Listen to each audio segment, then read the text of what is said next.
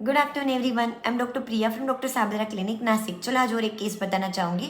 तो एक 42 years old lady जो कॉन्स्टिट्यूशनल होम्योपैथिक मेडिसिन से पहले हमारे पास ठीक हो चुके थे, वो फॉलोअप में 1-1.5 साल बाद हमारे पास आए और उन्होंने अभी बताया कि मुझे ना बात करते करते मुंह सूख जाता है डॉक्टर।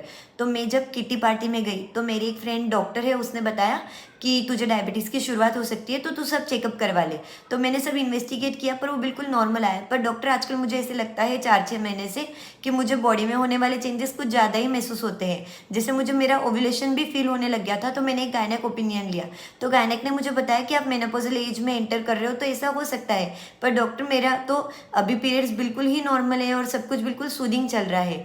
तो क्या मेरी आप कोई हेल्प कर सकते हो? जब हमने जानने की कोशिश की कि 4-6 महीने में क्या चेंज हुआ तो कहीं ना कहीं पेशेंट को ऐसे लगने लग गया था, उसका इंटरकास्ट मैरिज था और वो एक वेल नोन फैमिली से बिलोंग कर रही थी अभी ससुराल में।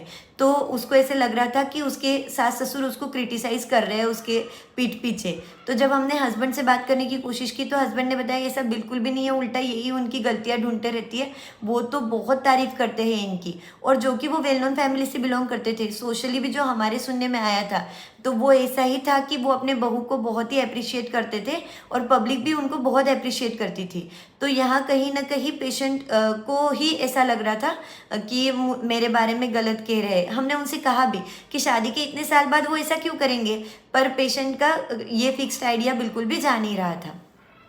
यहाँ सबसे पहले हमने रूब्रिक लिया अवेयरनेस हाइटेंड बॉडी ऑफ, क्योंकि उनको अपना ओव्यूलेशन भी फील होने लग गया आजकल।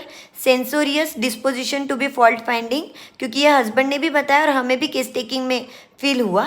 फिर डेल्यूजन क्रिटिसाइज शीज, क्योंकि उसको लग रहा है कि उसके सास ससुर उसको नीचा दिखा रहे हैं। ये रियलिटी नहीं है, ये उसका भ्रम है पेशेंट का, इसलिए डेल्यूजन लगाया ये।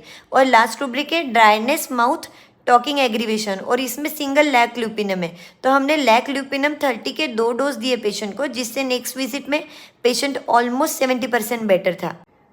तो मैं यहाँ ये कंक्लूड करना चाहती हूँ कि हम कॉन्स्टिट्यूशनल होम्योपैथिक रेमेडी की एक्शन अच्छी चल रही थी और पेशेंट उससे बेटर था, इसलिए इंटरकरेंट सिलेक्ट करना चाहते थे। लैक ग्रुप एज अ सार्कोड बहुत अच्छा इंटरकरेंट है। लैक ल्यूपिनम ये वुल्फ्स मिल्क है और कहीं ना कहीं पेशेंट का नेचर कनिंग था। ये हमने जब पहली बार न्यू केस ली थी पेशेंट की तब भी फील हुआ था, अभी भी टॉक में कहीं ना कहीं थोड़ा सा कनिंग फील आ ही रहा था पेशेंट के साथ। और वो कनिंग नेचर जो वुल्फ का होता है वो पेशेंट में भी झलक रहा था, और उसकी पर्टिकुलर सिम्टम जो ड्राइनेस माउथ टॉकिंग एग्रीवेशन वाला था वो भी ले रहा था कहीं ना कहीं लैक ल्यूपिनम। ऐसे माइंड और पर्टिकुलर दोनों को मैच करते हुए जब हमने लैक ल्यूपिनम दिया एज ए इंटरकरेंट पेशेंट को तो उससे पेशेंट काफ़ी बेटर हो गया। तो आप भी जब इंटरकरेंट सिलेक्ट करें तो माइंड और बॉडी को दोनों को मैच करें। Thank you.